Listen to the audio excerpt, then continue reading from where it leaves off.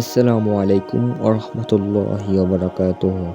প্রিয় দিনী ভাই ও বোনেরা, কিয়ামতের পর শয়তানের কি হবে? আল্লাহ কি তাকে ক্ষমা করে দিবে? শয়তানের সাথে হজরত মুসা আলাইহিসসালামের একবার সাক্ষাৎ হয়েছিল। সেই সাক্ষাতে শয়তান হজরত মুসা আলাইহিসসালামকে কি বলেছিল? একবার শয়তান হজরত মুসা আলাইহিসসালামের কাছে এসে বলল, আল্লাহ আপনাকে তার রাসূল করেছেন এবং আল্লাহ আপনার সাথে কথা বলেন। এতে হজরত মুসা আলাইহিসসালাম বললেন, হ্যাঁ, তবে আপনি কে এবং কি বলতে চান?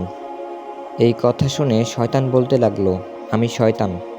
আপনি আল্লাহকে জিজ্ঞাসা করুন, আপনার এক বান্দা তওবার দরখাস্ত করেছে।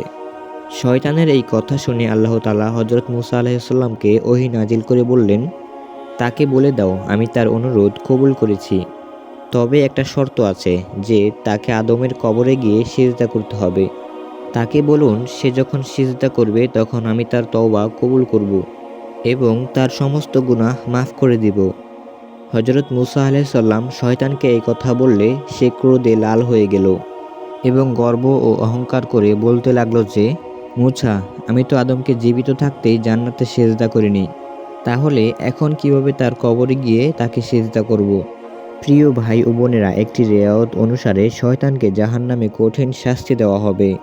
তাকে জিজ্ঞেস করা হবে, তুমি কেমন শাস্তি পেলে? তখন সে উত্তর দিবে, খুব কঠোর। তাকে বলা হবে যে আদম জান্নাতে অবস্থান করেছে, তাকে গিয়ে সিজদা করো এবং নিজের অতীতের কৃতকর্মের জন্য ক্ষমা প্রার্থনা করো, যাতে তুমি ক্ষমা পেতে পারো। কিন্তু শয়তান সিজদা করতে অস্বীকার করবে। তখন তাকে সাধারণ জাহান্নামীদের চেয়ে ৭০,০০০ গুণ বেশি শাস্তি দেওয়া হবে। একটি রেওয়ায়তে আছে যে আল্লাহ তাআলা প্রতি ১,০০,০০০ বছর পর শয়তানকে জাহান্নামের আগুন থেকে বের করে তাকে হুকুম দিবেন, আদমকে সিজদা করো, কিন্তু সে বারবার অস্বীকার করবে। এজন্য তাকে বারবার জাহান্নামে রাখা হবে।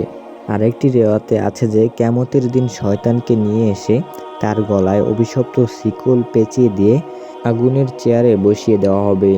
অতঃপর আল্লাহ ফেরেশতাদেরকে এই নির্দেশ দিবেন যে তার চেয়ারকে জাহান্নামে ফেলে দিতে। কিন্তু ফেরেশতারা লাখো চেষ্টা করেও তা পারবে না। অতঃপর হযরত জিবরাইল আলাইহিস সালামকে ৮০,০০০ ফেরেশতার সাথে নিয়ে শয়তানকে জাহান্নামে ফেলে দেওয়ার আদেশ দেওয়া হবে, কিন্তু তিনিও অসহায় হয়ে পড়বেন। তখন হযরত ইসরাফিল আলাইহিস সালামকে হযরত জিবরাইল আলাইহিস সালামকে ৮০,০০০ ফেরেশতা দিয়ে শয়তানকে জাহান্নামে ফেলে দেওয়ার আদেশ দেওয়া হবে, কিন্তু তারাও ব্যর্থ হবে। অতঃপর আল্লাহ নির্দেশ করলেন যে আমার সকল ফেরেশতাদের চেয়ে দ্বিগুণ ফেরেশতা আসলে শয়তানকে জাহান্নামে ফেলে দিতে পারবে না, কারণ এর গলায় একটি অভিশপ্ত শিকল রয়েছে এবং এই শিকলের ওজনের কারণে শয়তানকে নাড়াতেও পারছে না।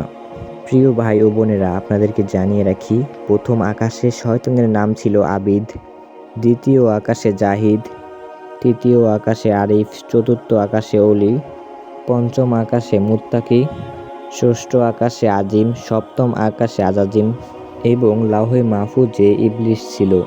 যখন শয়তানকে হযরত আদম আলাইহিসসালামকে সিজদা করার নির্দেশ দেওয়া হয়, তখন শয়তান বলতে লাগলো, হে আল্লাহ, আপনি আদমকে আমার উপরে মর্যাদা দান করেছেন, যদিও আমি তার থেকে উত্তম, তবুও তুমি আমাকে আগুন থেকে সৃষ্টি করেছ আর আদমকে এই মাটি দিয়ে, অতএব আগুন মাটির থেকে অধিক সম্মানিত হয়। এ বিষয়ে আল্লাহ তাআলা বলেন, আমি যা চাই তাই করি।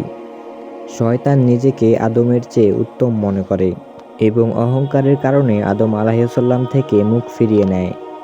বর্ণনায় পাওয়া যায় যে ফেরেশতারা যখন আদমকে সিজদা করে উঠলেন, তখন তারা দেখলেন যে শয়তান তখনও সিজদা করেনি। তখন তারা আবারও শুকরিয়ায় সিজদায় পড়ে যায়, কিন্তু শয়তান নির্ভয়ে অহংকারে মগ্ন হয়ে দাঁড়িয়েছিল এবং সে এই অবাধ্যতা করা সত্ত্বেও তার মনে কোনো আফসোস ছিল না। আরেকটি বর্ণনায় আছে যে আল্লাহ যখন শয়তানকে পাকড়াও করলেন, তখন হযরত জিবরাইল আলাইহিস সালাম ও মিকাইল আলাইহিস সালাম কাঁদতে লাগলেন। আল্লাহ বললেন, তোমরা কাঁদছো কেন? তারা বলল, আমি তোমার শাস্তির ভয়ে কাঁদছি। আল্লাহ তখন বললেন, সর্বদা আমার শাস্তির ভয়ে কান্নাকাটি চালিয়ে যাবে। আল্লাহ আমাদের সবাইকে অভিশপ্ত শয়তান থেকে নিরাপদে রাখুন এবং আমাদের সকলের প্রতি আপনার করুণা বর্ষণ করুন। আজকের আলোচনা এই পর্যন্তই। ভিডিও ভালো লাগলে লাইক দিন। কোরআন ও হাদিসের আলো থেকে ইসলামিক আলোচনা শুনতে আমাদের চ্যানেলটি সাবস্ক্রাইব করুন। ধন্যবাদ।